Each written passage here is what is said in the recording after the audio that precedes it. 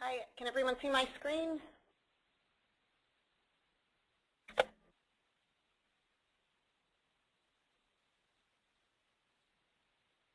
Okay, I think we're good to go. Thank you all for tuning in today. Just so you know who's speaking, this is a picture of me from last summer at an Atlanta Braves baseball game. I think I was dreaming of warmer weather as a way to get through these frigid temperatures we've been experiencing, so I chose a summertime picture. And then I found out we're only 48 days away from spring training, so there's hope.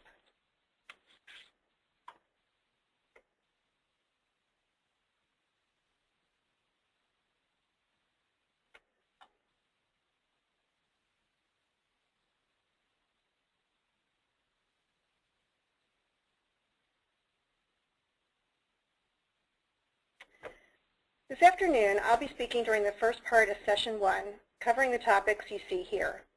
I'll give you some practical tips about how to generate ideas for potential publications, and then I'll review what makes a good research question, including how to formulate and refine the research question. I want to say now there are 2 slides at the end of the presentation with citations to articles that I mentioned and URLs for websites that I talk about, so you don't have to try and scribble down any of this information as I go through the presentation.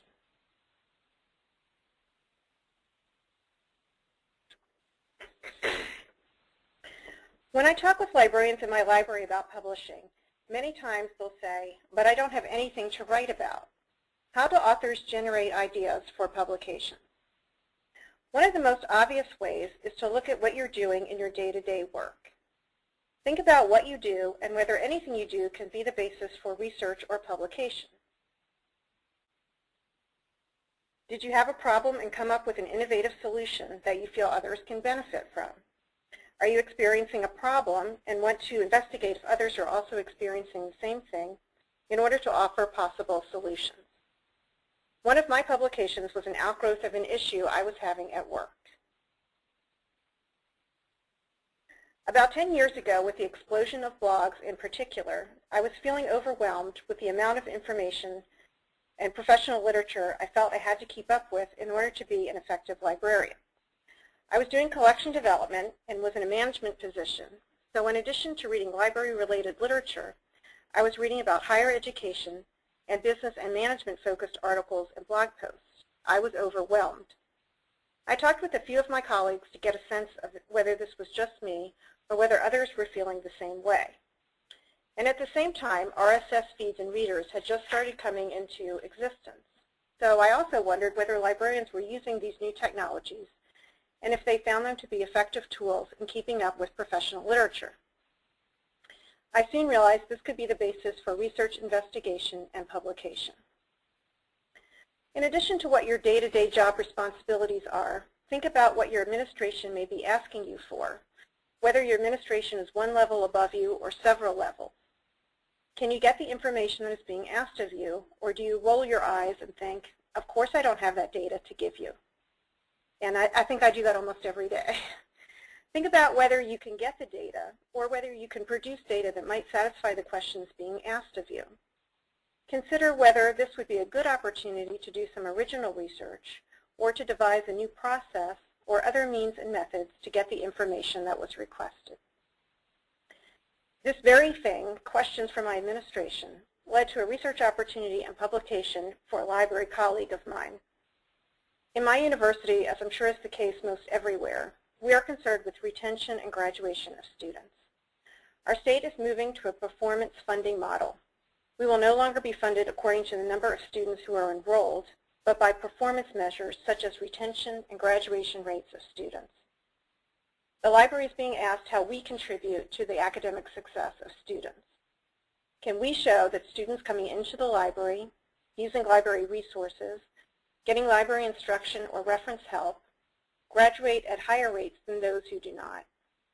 We have swipe card access at the entrances to the library, which gives us a rich amount of data about each student who enters. So our idea was to look at data on students who enter the library and their subsequent GPA after their freshman year, compared to those who do not enter the library, controlling for other variables.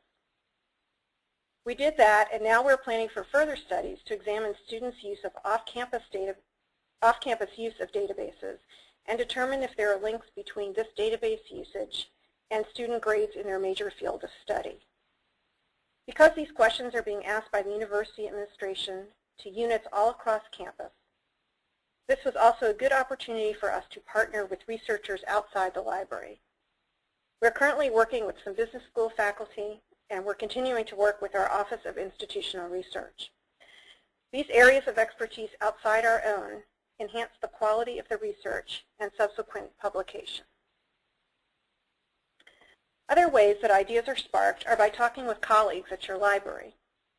Our library holds a yearly brainstorming session where people voluntarily gather to talk about and get feedback about their research ideas. This is a formal session, but these conversations also take place all different times during the year. The brainstorming session has also served as a venue for getting people together to collaborate on research and publications. And I'll mention we've also done this at the local level. Since we're in Atlanta, we have a lot of libraries right around us, and so we've gotten together with the various other librarians at these institutions to have like a informal research day where we share ideas. So that's also another way to get ideas for research. Talking with colleagues can also be done virtually. One way I would highly recommend for virtual conversations are the ALCTS e-forums. These e-forums are two-day moderated electronic discussion forums that provide an opportunity for librarians to discuss matters of interest on an ALCTS discussion list. These discussions are free of charge and available to anyone who wants to subscribe to the list. Over the past 5 years, there have been 3 forums pertaining to librarians publishing. Research Projects Identification to Publication in May 2014, Looking Ahead, Research Topics in Acquisitions and Collection Development in 2011, and Writing and Publishing in Librarianship in 2010. These forums are a low-stress way to get ideas, vet ideas, and generally get encouragement and feedback from others working in the field. The moderators do a great job of summarizing the discussions that take place in the e-forums. In the e-forum from 2011, the summary included a list of potential research topics that participants had mentioned. The archives of these e-forums are available to look through, and I put the URL for the e-forum archive on the resources slide at the end of the presentation. And also I would suggest you look at the upcoming e-forums because to participate in those is also a good way to bounce ideas off people. And also these are on usually very current topics, so you get an idea of what people are thinking about at this time, and that can spark a research idea. Another way that I recommend for coming up with research ideas is to look at professional associations who put out a list of suggested areas of research. 2 that I have found useful are the list of research topics selected by ALCTS members on the ALCTS Publication and Resources page, and the ACRL Research Agenda for Instruction and Information Literacy, which is available online. The ACRL agenda is divided into 4 sections: learners, teaching, organizational context, and assessment. Each section of the agenda poses general questions with the goal of encouraging those interested to conduct research around these important areas. ACRL says the purpose of the agenda is, quote, to encourage researchers to experiment with a range of research methods, to revisit issues and focus on different variables, and to collaborate among institutions so that results are meaningful for wider audiences. So now we're going to do a poll. Okay, and I see the poll is open. So the question is, have you done any of the following? And you can choose as many of these as apply.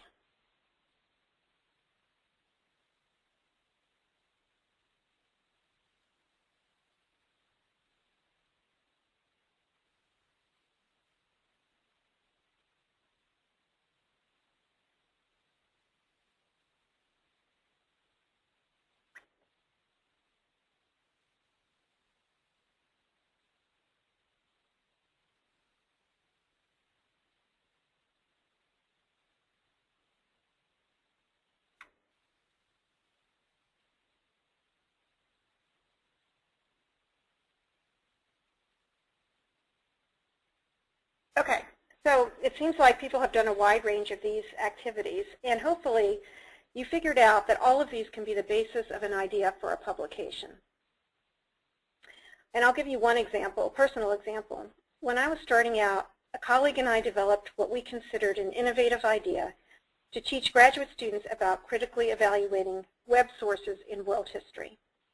I applied to do a poster session on the topic at ALA. I thought this would give me good feedback as to whether the idea was of interest to others, whether other librarians thought it was something that they could replicate at their library. And from talking to other librarians, I hoped it would spark additional aspects to the project that I had not thought about. It did all of these things, and in addition, an editor of a library journal talked with me at the poster session and encouraged me to expand it into an article, which I subsequently did. Many people have also found it helpful to present at local or state conferences, which they have found to be very friendly for presenting research that's in progress or for formulating a research agenda.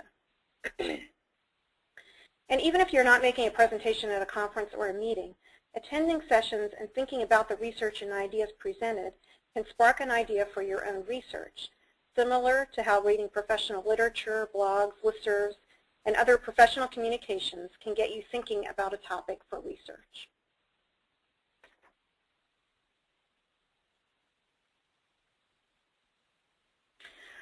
So let's go ahead and talk about reading listservs, blogs, professional literature, and other professional communications to spark research and publication ideas. When you read listservs and blogs, you get a good sense of the topics about which people are currently concerned. These are usually hot topics because they're talking about them. It can give you a good idea about areas that need investigation. When you read literature, try to read it with why, W-H-Y, in mind. This means stopping more than usual in the hypothesis and results of papers. It's also helpful to go outside of library literature and read higher education literature and other fields that may be pertinent to your research interests. You can explore more or less closely related fields and see if there is something from your background that you could apply to problems in another field or ways you could build something together. The added value can come from your different perspective, as you might try things that others in that field would not think of. You need to be open and curious as to what related disciplines are doing. In some, you'll see that the way they solve their problems could also be applied to what you're doing and just hasn't been tried yet. For example, when I was a subject librarian for history, I found it useful to read publications that focused on teaching history, and one of my early publication ideas was sparked from reading those journals. I read about some of the problems teachers of history were experiencing that I felt could be ameliorated by practices in librarianship. When you're reading others' research, don't overlook the idea of doing a replication study. You can think about taking an existing study and repeating it to see if you have similar results. Other disciplines do this often, and it can add depth and validity to the literature of the profession. When you're reading an article, think how you might be able to modify the research study for your situation. For example, think about a different setting or type of library, a different patron population, or a different research method. You might also read an article and wish that the author had taken the research further or in a different direction. You can then build on the initial work as you carry out your unique approach. Lastly, when you're reading articles, pay attention to the conclusions section. I've put here 2 examples of the conclusions of recent articles that suggest where further research is needed. You can see that these 2 articles really spell out where the authors feel further research is warranted. So if you happen to be interested in either of these areas, ETDs or DSpace institutional repositories, right here in the article, they give you areas of investigation that you might want to pursue.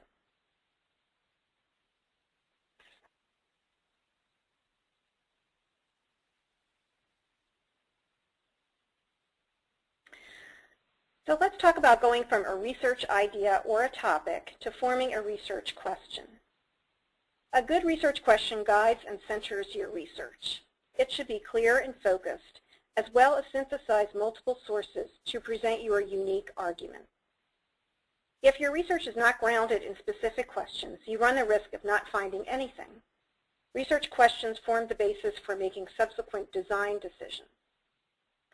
You can start by asking, what do I want to find out? And then the hard part comes. Be specific. Think about each outcome you want and how you would measure it. Think about a target population. A good set of research questions will evolve over time after you have considered and reconsidered your research theme. Each iteration should get more specific. You want to be as precise as you can, the clearer the better. You want to think about what is distinctive and compelling about the project, and I call this the, quote, so what question. So when you're thinking about your topic, of course you want to make sure others are interested in it, and so you ask yourself, so what? And if you can answer that, then you have a good research question. Think about who is this research important for? Who would find it interesting or useful? Think about the features that distinguish your project and give it so-called market advantage. For example, is it unique because of the scope, the authority, the timeliness, the approach, or the methodology? The question should not be too broad. It should define the segments of your analysis. It should not be so narrow that it can be answered yes or no with a few statistics. You want to make sure the topic can be researched within your time frame and the context in which you are working. To focus the idea, start asking open-ended how, what, and why questions. Then evaluate possible responses to those questions. Why questions focus your attention on a particular aspect of a topic by asking for an explanation of something, such as why something happened or why it did not happen, or why one thing is better than another. How questions focus your attention on aspects of a topic related to process or origins. For example, how do librarians keep up with professional literature? Now coming up, Magda will talk about using your research question to identify an appropriate research methodology and designing the research study. And that's one, I can't emphasize this enough, one reason why you want a good research question, because that will inform your research design. In general, when doing social sciences research, you want to first post a problem, second, shape the problem into a testable hypothesis, and then third, report the results of the tested hypothesis. And I find it helpful to think about research ideas in this context to come up with your research questions. Now, as you work with your research ideas, you want to keep refining the question by getting it more specific as you go. It's also a good idea to share the question or questions with colleagues for feedback. Maybe they have questions you haven't thought about or overlooked, and you especially want to make sure that someone is going to be interested in your findings. So talk to a lot of library colleagues. After you have some specific research questions in mind, you want to examine previous research on this and related topics. This can clarify and perhaps broaden your questions. It should make you think of unexamined target populations or important outcomes. You can also identify what measurement techniques were used. Your literature review should help you refine your question and maybe take it in a different or perhaps more interesting direction. Your goal is to explore new uncharted territory, whether this means using a different measurement instrument, different population, or different analytic techniques.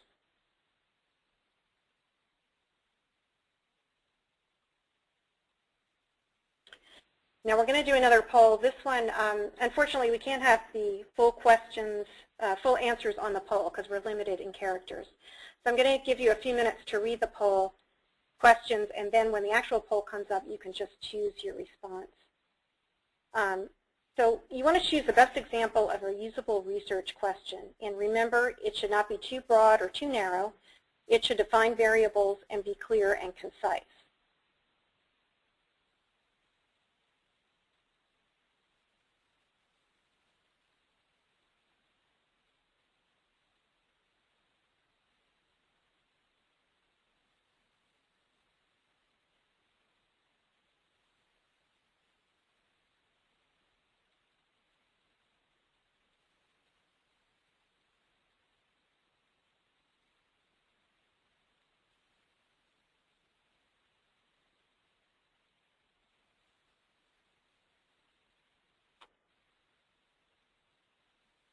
Okay, so here is the poll, and you can just choose, I'll read them again. A was, are merged academic libraries better than individual libraries?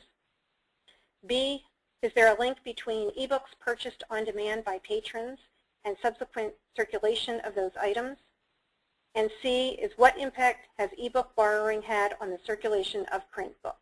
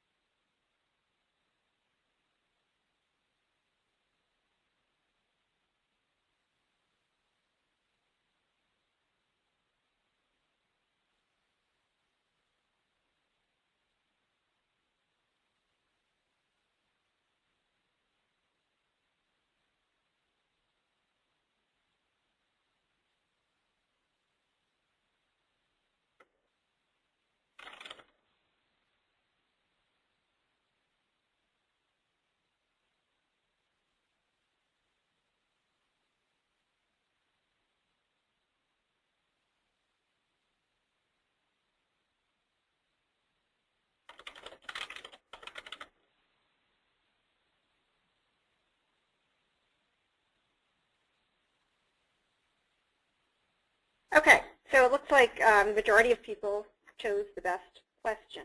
So let's just go, I'll just go over these for a minute or so. The first one, are merged academic libraries better than individual libraries? So this is a good start. It's the kernel of a good research idea. But one problem is that the word better is pretty undefined. So what do you mean by better? You would have to focus in on that variable and define the term. For example, are you talking about cost savings? Are you talking about efficiency, for example, technical services? So you don't want to, you want to specifically say, what are you going to measure to see if it's better? The second question, is there a link between books purchased on demand by patrons and subsequent circulation statistics of those items?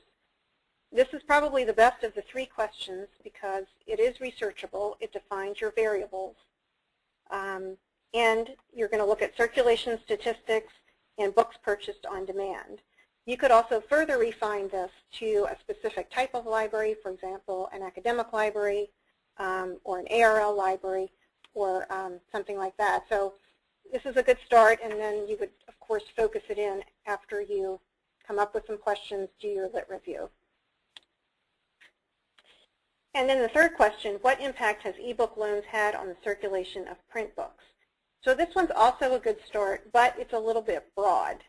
So you need to define some of the variables. For example, what type of library are you talking about? You probably want a specific time period. You can't say for all time. Are you talking about loans of the same title of the book? So it's hard to compare ebook loans and circulation.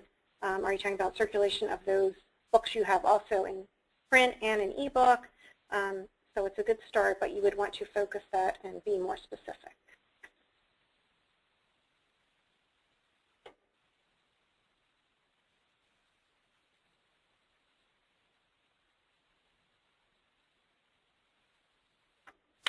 Okay, so we talked about coming up with your research idea and then formulating a research question.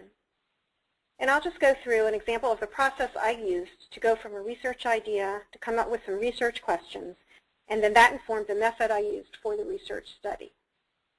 I mentioned previously about a publication I did with a colleague about keeping up with professional literature. Our supposition was that academic librarians feel it is important to stay current with professional literature and developments, but that their ability to do so is limited by several factors. We were interested in whether academic librarians keep up successfully, and if so, how. What are the main challenges they encounter in this regard? Are academic librarians using technology to stay informed? If so, is it working? Do academic librarians feel overwhelmed by the challenge to constantly keep current, or do they believe they are adequately managing their professional information needs? We also wanted to know how new information management technologies were either helping or hindering librarians' ability to keep up. As I mentioned at the time of our research, new technologies such as RSS feeds were just coming into existence, and they were being promoted as a way to easily collect and manage large amounts of information. So we were curious about whether this technology was being used by librarians as widely reported in the literature. So we conducted our literature search and did not find any studies that addressed librarians' perceptions of the importance of keeping up, their methods, any technology tools they used, or their overall sense of the difficulty or ease of staying current in this information-rich landscape. Our research attempted to address the gap in the literature.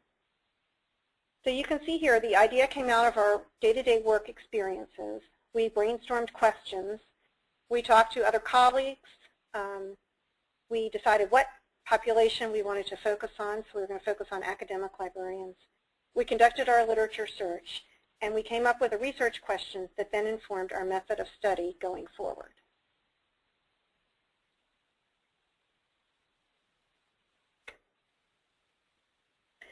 I thought it would also be helpful to take a look at an example of how to refine a research question. Remember, the question should define the variables, not be too narrow or too broad, and be researchable within a specific context. Often you'll start out with a very broad question and then narrow it down by specific variables. As mentioned, you will also refine your question as you do your literature search on the topic. So here, the original question is pretty broad. What happens when two libraries merge? First, it can be refined by the type of library, so it's going to focus on university libraries. And then you can refine it using some how questions. So how do libraries do this? What are the challenges, benefits, and potential problems? And that could be a fine research question. However, when you start your literature search and you start doing research, you might find that it's just too broad to look at the library in its entirety, all library operations. It's pretty broad. So then you can further refine it to focus on technical services operations specifically, instead of trying to cover all university library operations.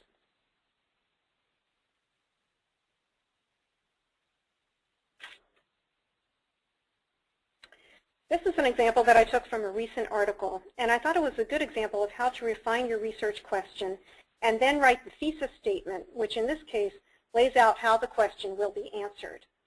So it starts off saying what are the challenges encountered, then it defines challenges as main factors that aid or hinder academic librarians' use of evidence, and then it goes on to say the study, which is going to use a qualitative grounded theory methodology, is going to address this question. So I just thought that was a good way to see the actual steps. And then, you know, many librarians I hear, they're like, I just have such a hard time writing my article, and I really think if you have a good research question that's defined, you have a good thesis statement that will inform your research methodology, you should not have a difficult time writing your article.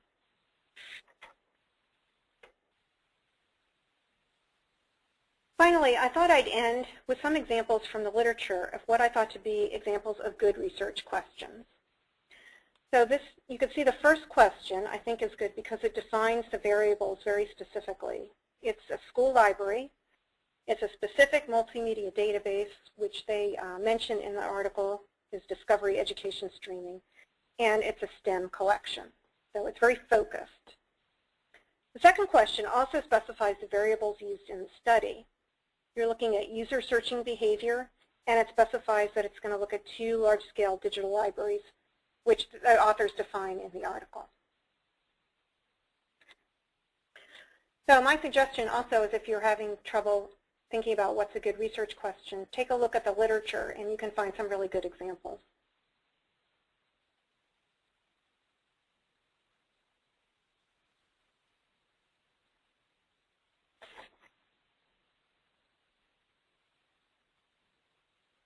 To wrap up, I hope you've come away with some practical ways to look for and come up with research topics.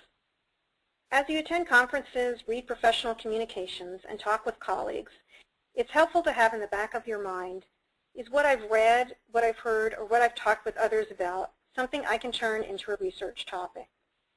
I hope I've given you enough examples so that you're not still saying, I can't come up with a research topic. And then once you have a research idea, the real work begins. The importance of formulating good research questions cannot be overstated. It's challenging to move from broad themes to specific research questions.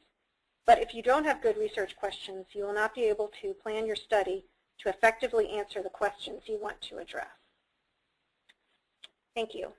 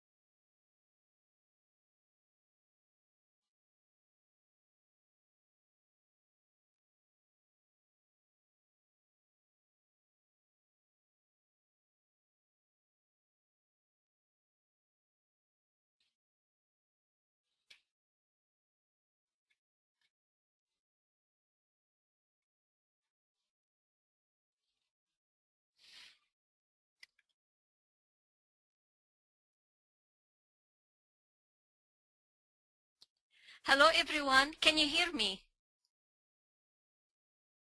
Hello?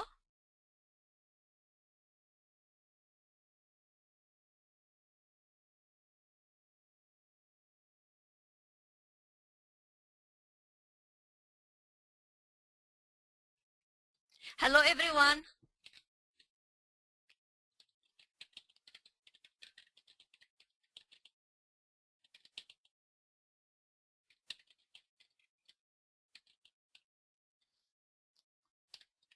Hello everyone.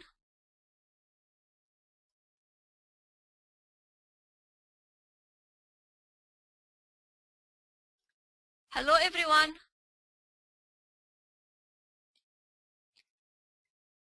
Hello?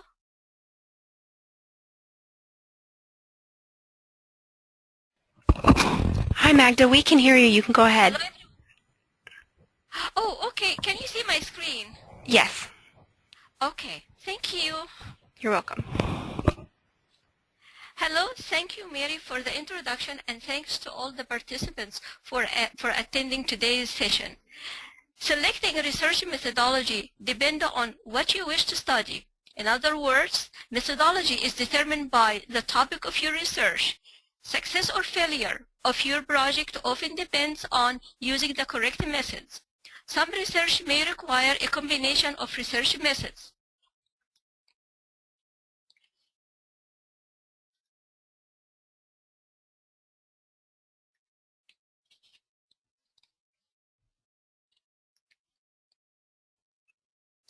This presentation will focus on how to choose the appropriate research methodology for your research project. I will briefly discuss the types of research most common to our profession and the most popular research methods. I hope that by the end of this webinar, you will be able to identify and apply the appropriate methods for your research. Before I start exploring the research methods, I would like to go over the research process cycle. These slides give you an overview of research component. The first step is identifying a research problem, where Tammy already talked about it. Lit review is a good second step. It helps you to discover and identify who studied the problem before. In the third component of research, you specify the purpose for doing this research. In the fourth step, you collect data, you gather information by asking questions or observing behavior. In the fifth step, you basically analyze and interpret data by drawing conclusions and represent the information in tables, figures, or any other form. In the final step, you share your finding through a publication. Once you formulate your research question, you need to select a method for investigation. Methodology and methods are two terms that are often treated as synonyms. Methodology is broader and includes methods. Methods are a set of specific techniques for selecting topics, gathering and refining data, analyzing data, and report on the results. There are many ways to classify your research. Quantitative research asks specific and narrow questions, collects data from participants, analyzes numbers using statistics, conducts the inquiry in unbiased and objective manner. Qualitative research asks broader and general questions, collects data consisting largely of words, describes and analyzes of words for themes, conducts inquiry in subjective and in a biased manner. Library research can be grouped into three broad categories. Descriptive research is a form of qualitative descriptive research. Case studies or surveys and fact-finding inquiries are two common types of research. Analytical research, which involve in-depth study and evaluation of available information to explain complex phenomena. This type of research has to use facts or information already available and analyzes these to make a critical evaluation. Reviews and bibliographical essays are two common types of this research. The third one is conceptual research, involves abstract ideas or theory, think pieces. In the next few slides, we will explore each of these types and discuss a research methodology. Descriptive research, case studies. The case studies looks intensely at an individual or small participant pool, drawing conclusions only about that participant or group and only in that specific context. In this way, case studies the emphasis of case study is placed on exploration and description. Let's look at the methodology of case studies. There are 6 steps that should be followed. First, determine and define the research questions. Select the cases and determine data gathering and analysis technique. Prepare to collect the data, collect the actual data in the field, evaluate and analyze the data, and then report your findings. Here are some tips for designing a case study. It is important to plan and design how are you going to address this study. Make sure that all collected data is relevant. Unlike a specific report, there is no strict set of rules, so the most important part is making sure that the study is focused and concise. Otherwise, you will end up having to go through a lot of irrelevant information. Create a short list of 4 or 5 bullet points that you are going to address during the study. The researchers conducting this case study is more of an observer than an experimenter. When you conduct a multi-subject case, each case must be treated individually, and then cross-case conclusion can be drawn. Here are some examples of case studies that I conducted. The second example of methodology for descriptive research is a survey-based research. We frequently hear the words survey and questionnaire, and we sometimes don't know their exact meanings. Simple answer. A questionnaire is a tool to be used in a survey. When conducting a survey, your list of questions is called your questionnaire. A survey, on the other hand, includes all aspects of the research process, including research design, survey construction, sampling method, data collection, and response analysis. So, it is safe to say that the survey is a research method while the questionnaire is a type of data collection tool.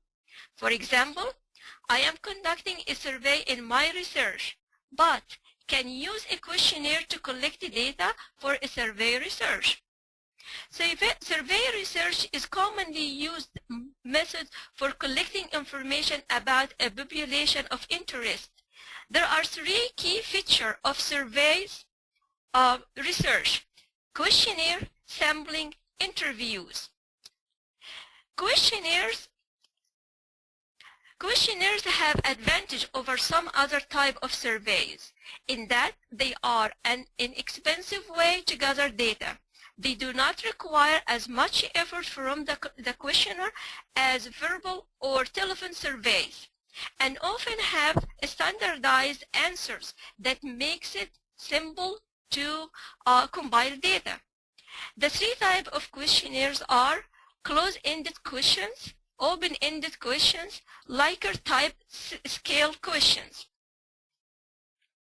Closed-ended questions call for a yes or no answer, short response, or item checking. Closed questions have the following characteristics. They give you facts, they are easy to answer, they are quick to answer, they keep control of the conversation with the respondents. They are preferred in survey research because of the ease of counting the frequency of each response, and they are simple to interpret, tabulate, and summarize, but they limit the responses that participants can give. This example is from one of my research where I used closed-ended questions. Very easy, very simple. Open-ended questions call for free responses from the respondent. They allow for greater depth of response. The answer can come in the form of a list, a few sentences, or sometimes longer, such as a speech, paragraph, or essay. Open questions have the following characteristics. They ask the respondent to think and reflect. They will give you opinions and feelings. They hand control of the conversation to the respondent. This type is difficult to interpret, tabulate, and summarize because of the data must be coded or reduced in some manner. This is an example of open-ended question that I use for one of my research, and this particular question led about 3 pages of comments. Likert type scale rating. In this method, respondents specify their level of satisfaction agreement or dissatisfaction disagreement on a systematic agree-disagree scale for a series of statements. This scale is designed to measure attitudes or opinions. The Likert type scale is a very useful question type when you want to get an overall measure of a particular topic, opinion, or experience, and also collect specific data on contributing factors. Measuring the satisfaction is a common used technique. This is an example of Likert type scale question that I used for one of my projects. The answer can be used to create a chart of a distribution of opinion across the population. Then you can analyze the finding gathered from the chart in a paragraph like this. Here are some general comments on questionnaire. These are some factors there are some factors that affecting the percentage of returned questionnaires, whether you use the open-ended or close-ended questions, or even if you use Likert type scale rating. These factors are the length of questionnaire, complexity of the questions asked, relative importance of the study as determined by the potential respondent, extent to which the respondent believes that her or his responses are important, difficult to observe verbal and non-verbal behavior of the respondent, quality and design of the questionnaire itself can be a big factor, and also the time of the year that you send your survey or your questionnaire out. Here are a few tips to have a good questionnaire. Make it as short as possible, only long enough to get the essential data. Longer questionnaires frequently find their way into wastebaskets. Must be neatly organized. Questionnaires should be clear. Avoid using emotionally loaded or biased words and phrases. Avoid double-barreled questions, which ask two questions in one. An example of double-barreled questions is, please rate how strongly you agree or disagree with the following statement. I am feeling good about my work on the job, and I get along well with others at work.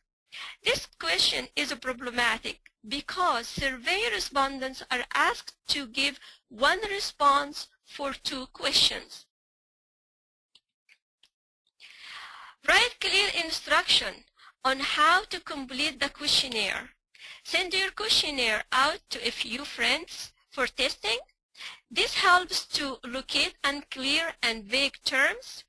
Design it in an easy way for you to tabulate and interpret.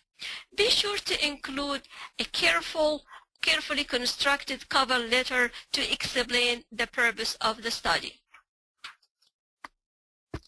Sampling. Sampling is a technique in which a subgroup of the population is selected to answer the survey questions. The information collected can be generalized to the entire population. Sampling methods are classified as either probability or non-probabilities. Probability methods include random sampling, systematic sampling, and stratified sampling. In non-probability sampling, members are selected from the population in some non-random manner. This includes convenience sample, judgment sampling, quota sampling, and snowball sampling. In today's session, I will only address random sampling. In random sampling, every person in a population has the same chance of being chosen. Say you have too large a population to attempt to survey all of its members. A small but carefully chosen sample can be used to represent the population. In this case, you can use the survey random sample calculator. This is a tool to help you determine how many people you need to survey or interview from a large population. Here is an example of random sample calculator from the internet. Basically, you search the internet about the random sample calculator. You will get many of them, and you plug in your numbers. And then it will give you exactly how many number you can choose and select to conduct your interview. Here it is an example of a random sample calculator that I use to select from 25,000 members, a few of them, 1,000. So that's really very good way to use when you survey your students or your faculty in a large campus.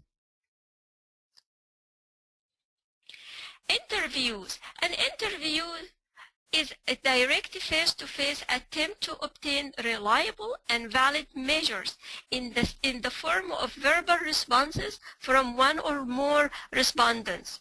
It is a conversation in which the role of the interviewer and the respondent change continually. Here are some tips on how to structure an interview. Think about and carefully define the information you need. Ask directly for the information you're seeking. Make questions clear. Think about what you are asking so that the questions are not vague or subject to too much interpretation, unless interpretation is what you are looking for. Ask open-ended questions. These are questions that require an easy answer rather than a yes-no response. For example, instead of asking, "Did you enjoy being in the program?" you might ask, "What did you like and not like about being in the program?" Or, "What was participating in the program like?" Ask a follow-up question to get at what people are really saying or to keep them talking about a topic. Don't cut people off too quickly. Their stories or what you can read between the lines may give you information as important as what they tell you directly. Confirm what you've told by checking with others to the extent that you can. Remember that you are getting people perceptions which aren't always the same as objective reality. Here are some factors about interview. It allows the interviewer to clarify questions. It allows the interviewers to observe verbal and non-verbal behavior of the respondent. An unstructured interview can yield too much and too difficult data and very difficult to quantify. Here is an example of questions I used in my research to investigate vendors providing the cataloging. Very straightforward questions, and basically I added all of the data in chart like that to quantify it, and to very easy for me to visualize and to view and analyze this data. Focus group. Focus groups are group interviews that give the researcher the ability to capture deeper information, more economical than individual interviews. It allows for the study of interaction between participants. It may uncover why people think as they do. Purpose of conducting focus group. When you want to find out about an issue of importance from the target population. When you want to ask members of the target population about what type of activities they would enjoy. When you want to collect in-depth data on specific research questions to determine program success or progress. Bibliographical essay is a type of analytical research. So bibliographical essay is a type of research many librarians engaged in. A bibliographical essay introduces readers to a topic and evaluates resources related to the topic. A good bibliographic essay is not a discussion of a topic as much as it is an introduction to the best resources available that discuss a topic. Bibliographical essay offers critical commentary, gives a critical analysis of literature on the topic, and can serve as a selection tool. In doing a bibliographical essay, the most important thing is to identify your topic. Knowing something about your topic and working in your subject expertise will help with identifying current trends and designing the subtopics. For example, for a bibliographical essay on cataloging, what are the current issues? BibFrame, metadata, linked data, RDA, and so on. The third step is to identify types of materials. You know your library database, OCLC, WordCat, printed library journals, and book interviews. Other web resources such as Google Scholar and Google Print can be very useful. Then determine time span. Limit your time to a reasonable time frame. Start searching for materials, organize your information, and then compose your essay. So how are you going to organize your essay? Okay, basically, in the introduction, you identify the topic and introduce the structure of the bibliographical essay, as well as including the broad categories into which the resource discussion is divided. Then organize materials by subtopics. Very important steps. Makes the writing really easy. Group your material by subtopic helps to view, analyze, and write about this subtopic when you go through this step. Describe important points made in each resource. Put them on index card. Once you are done, write your essay for each subtopic. Then put your essay all together. Write a conclusion which restates the purpose and summarizes your findings. Here are citations of 3 essays that I wrote in the past, so you can please take a look at them. Lit review. Literature review provides an overview of the scholarly writings published on a topic by accredited scholars and researchers. The purpose of lit reviews are to describe the relationship of each work to the other under consideration, to identify new ways to interpret prior research, to shed light on any gaps in previous research, to identify areas of prior scholarship to prevent duplication of efforts, and to point the way forward for further research.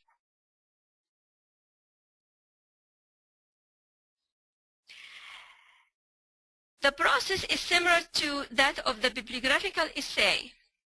You begin by defining your topic and component of your topic. Then you search for materials. Use search tools such as the library catalog, database, bibliographies to find materials about your topic. You will evaluate what you have found in order to determine which materials makes a significant contribution to the understanding of the topic. Here are some criteria for evaluation. What are the author credential, persuasiveness, and value? Finally, provide a discussion of the findings and conclusion of the pretend literature. This slide provides you with the difference between lit reviews and bibliographical essays. The difference is in purpose. A literature review makes a case for further investigation and research. It highlights gaps in knowledge, and its criticism is generally directed at the value of the work rather than at its quality. On the other hand, a bibliographical essay illustrates what's available in a given field, accompanied by a short description of resources. Its criticism is generally directed at the quality of the work rather than at its value in answering a particular question. Here is an example of review that I have done for LERT. The last type of research is the think piece. It is a piece of writing introducing new ideas or offering a challenge to existing assumption.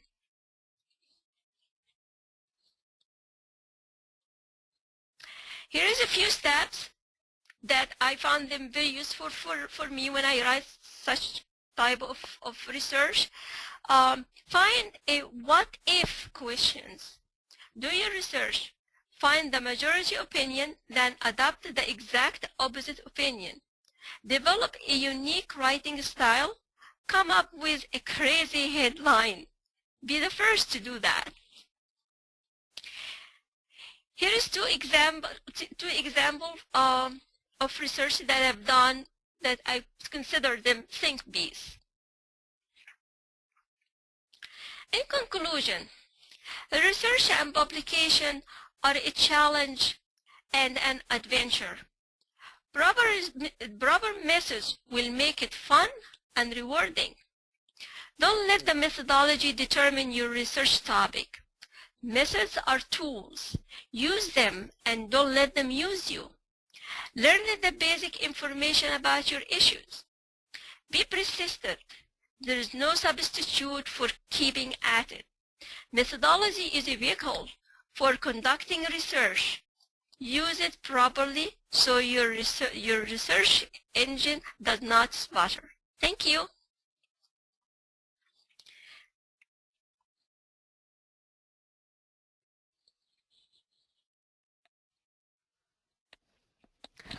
Hi everyone, this is Mary again.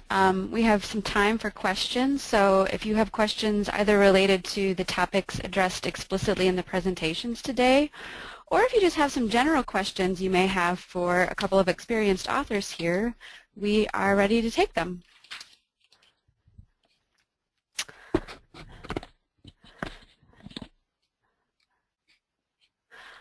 I actually had a question related to the literature review, which is, how do you judge how far to take the literature review?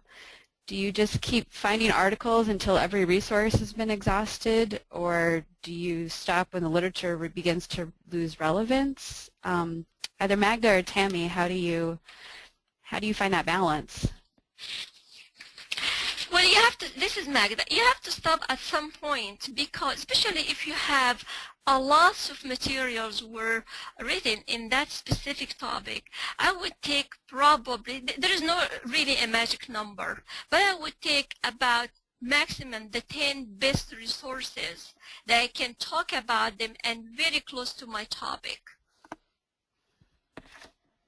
Yeah, this is Tammy. I think also you could narrow it by time period, like I'm just doing a lit review for the past 5 years if there's a lot of literature out there. And also you want to find like the real seminal articles on that topic. And lots of times you'll be reading a lot of articles and they'll keep citing the same articles, and that way you can kind of figure out the most important ones to use. That's what I do. Thank you.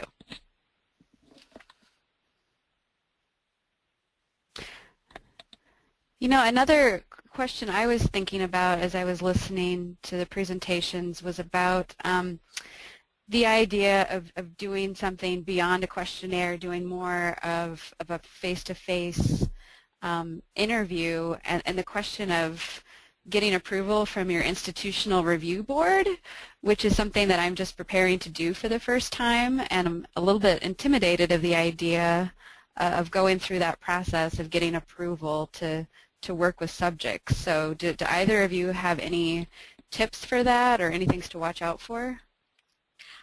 Hi, this is Magda. I have done that and I did not find it intimidating at all. I went through my Canvas and I was doing a survey, and before I send my survey to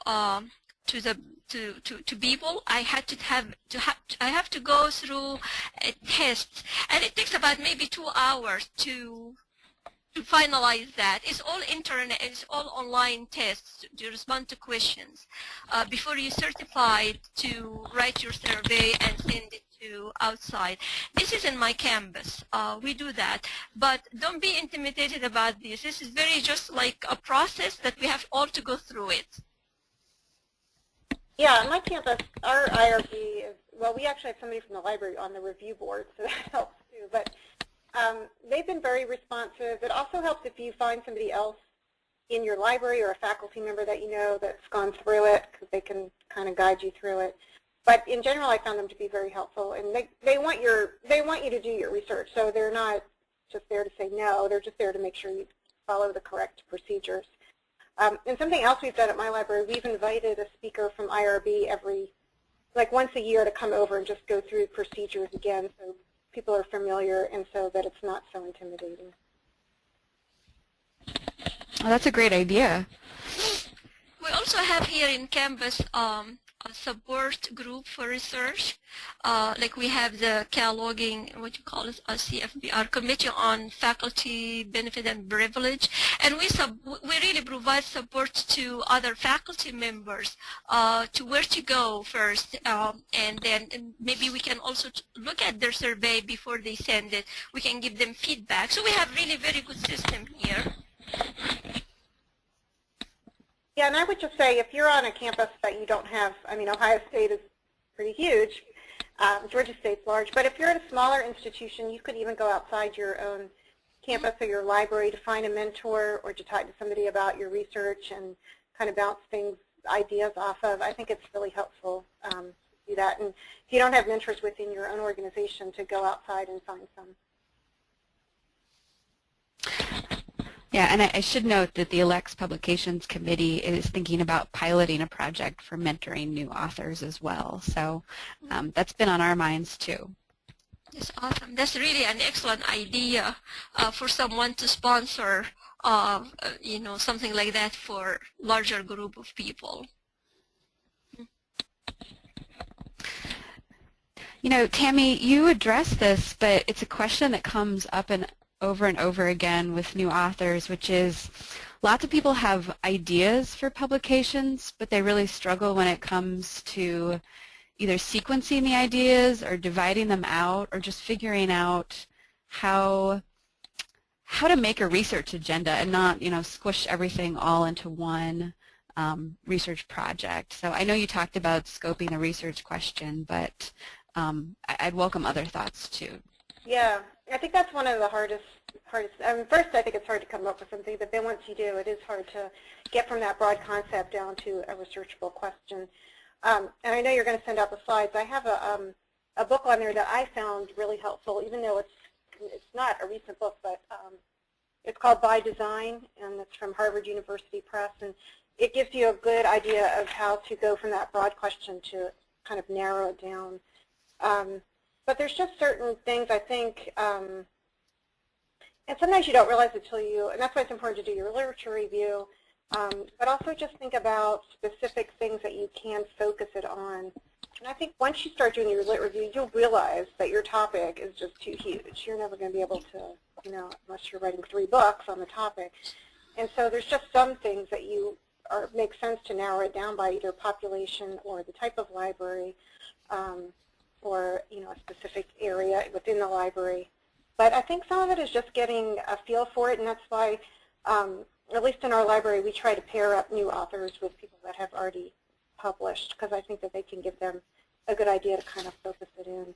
But also just talking to other people saying, you know, this is my idea, this is what I want to do. And a lot of times people will be like, wow, you're never going to be able to do that, it's too big, why don't you think about X? So I personally am a big proponent of talking to a lot of people and bouncing ideas off of them, because it's really helped me. Yeah, it's good to hear it's an iterative process for everyone, that good research questions just don't come out fully fleshed. And also another thing is, you know, you might say, okay, I'm going to do this now, and then later on I'm going to do another piece of that. And we did that here when we were looking at our usage data, trying to, entrance data, and trying to match that with student GPA.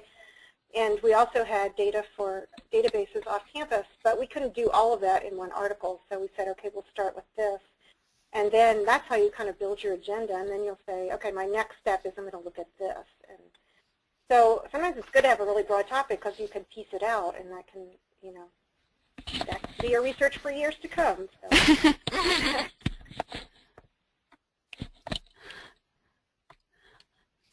We had another question, which is, when you're building a survey, how do you determine what type of survey to use, or what the format should be more specifically? What do you mean by format? Yeah, I read this question, but I'm not really sure what the person means by format. You mean like you can use, there are lots of online tools. You have SurveyMonkeys. You can do it like just on papers and send it out. So there are a variety of ways to do that. I use SurveyMonkey most of the time, and I find it very, very helpful and useful for tabulating the data and just, you know, analyzing the data. So I find that online tools are more effective than just sending a survey to people by paper, if that's what the person means. I think that the person was asking both about the software, but about how you determine which type of questions are most appropriate for what type of information you're trying to get at, like when you would use open-ended questions or when you would use multiple choice. What's your thought process for that? Okay, I used actually multiple methods at the same time. It depends on what you really want from this question. Do I want, yes, I use this, or no, I don't use this? Or do you want to have some statement, like some phrases? So it depends on what actually you want to get out of that particular question. Do you just want to get number? You want to get like 20% said yes and 20% said no? Or would you like to have like why they said yes and why they said no?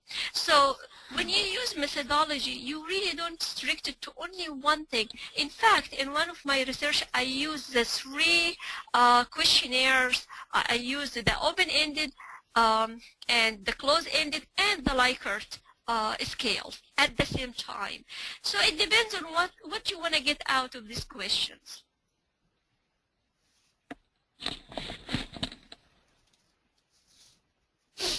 I hope I answered it in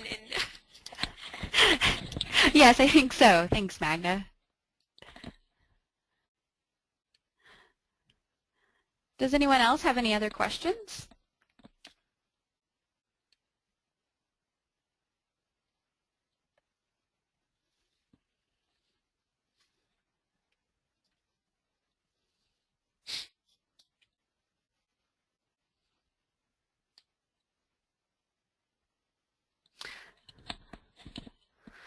And if you have other questions later on, I'm just going to type in my email here so that you can feel free to send them to me, and I'll forward them on to the presenters and share them with the audience. Well, otherwise, I guess that we'll wrap up for today. I want to thank Tammy Sugarman and Magda El-Sherbini for your engaging presentation on research for publication. I also want to thank all of our attendees. We hope you found today's session useful, and you will soon receive a short evaluation form. So please take a few minutes to respond to the questions and return the form to us. Your comments are very valuable and help the ALCTS Continuing Education Committee. You're also welcome to submit a proposal for a webinar using the online form on the ALCTS webpage under Online Learning. Information about all ALCTS webinars can be found on the ALCTS homepage. There are also a number of web courses, and you can sign up for our monthly e-forums. Suggestions for webinars and other continuing education opportunities are welcome at any time. Please contact any members of the ALCTS Continuing Education Committee or submit a proposal for a webinar using the online form on the ALCTS webpage under Online Learning. I would like to thank Emily Whitmore for providing technical support for today's webinar. The support she and her colleagues on the Technical Support Subcommittee provide make it possible for us to present these monthly webinars. Thank you for joining us this afternoon, and we hope you will participate in other events, and we hope to see you in the following days. So thank you very much, and have a great afternoon.